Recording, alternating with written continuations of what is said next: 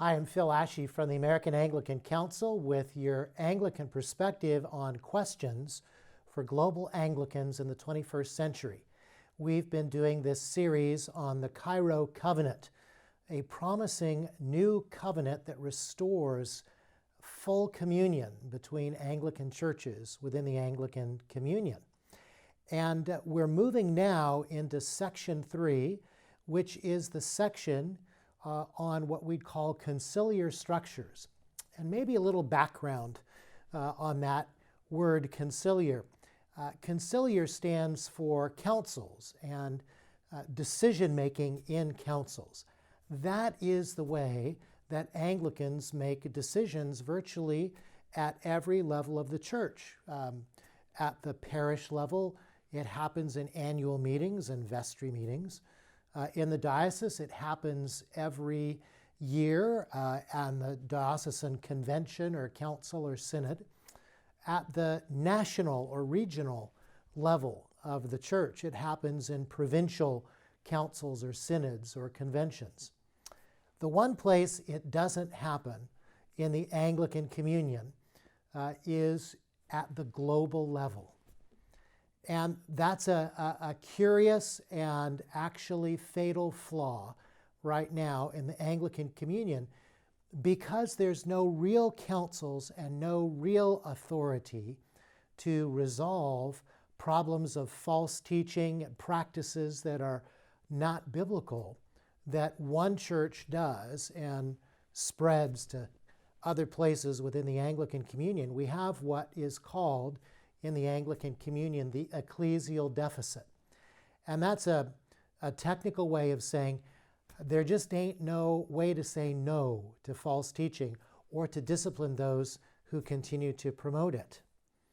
So here's a good example. In 1998, at the Lambeth Conference of Bishops, they passed Resolution 1.10 saying that the standard for teaching and practice with regards to human sexuality and marriage and leadership in the church is that sexuality or sexual expression is to be between a man and a woman in marriage for life, and abstinence in all other cases.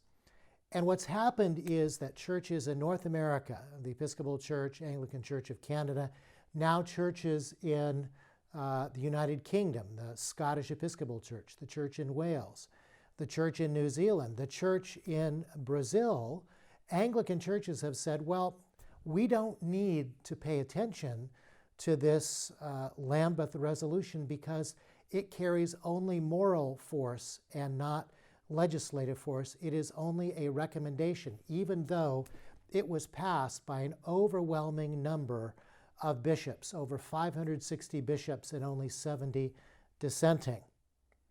So, how do we recover this kind of conciliar governance at the global level of the Anglican communion? And this is perhaps one of the most striking and significant points about this Global South Cairo covenant, is it restores for the first time a real conciliar governance at the global level. Now, I did a study of various churches in the Anglican communion, Australia, Nigeria, Church of Ireland, Southeast Asia, Church of England, and here in North America, the new Anglican Church in North America and the Episcopal Church. And I wrote a book called Anglican Conciliarism, the church meeting to decide together. And in that book, as I looked at all the different churches from different continents all over the Anglican communion, I found that there are 11 principles that define this kind of conciliar governance. And let me go through those with you. Number one, synodal governance is a permanent, regular, and necessary feature of the church.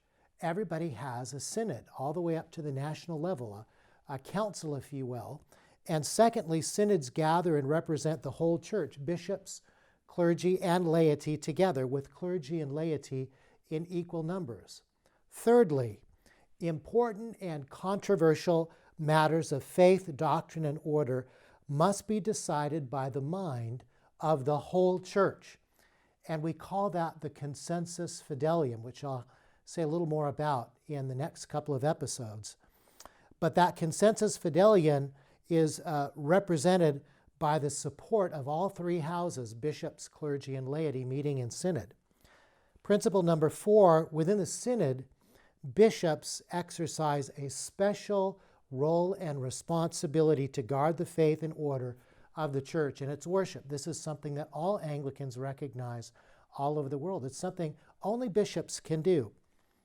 Number 5 is the principle of subsidiarity, which means that when there's a matter of doctrine or discipline or order in the church that affects everybody, one diocese, one lower body, and by analogy, one church within the Anglican community cannot unilaterally decide to do something without the permission and consent of everybody.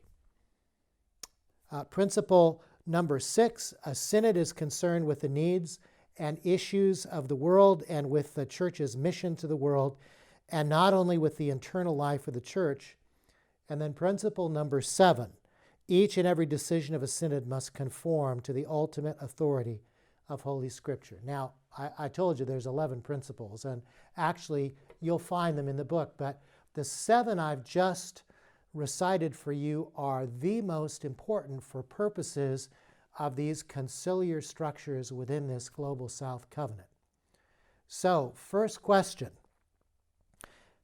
Of those first 2 principles, that synods are a regular, permanent, and necessary feature of the life of the church, and secondly, that they represent the whole church, not just any one body, but bishops, clergy, and laity. Where do we find that? Well, that's exactly what we'll look at in our next episode, so stay tuned.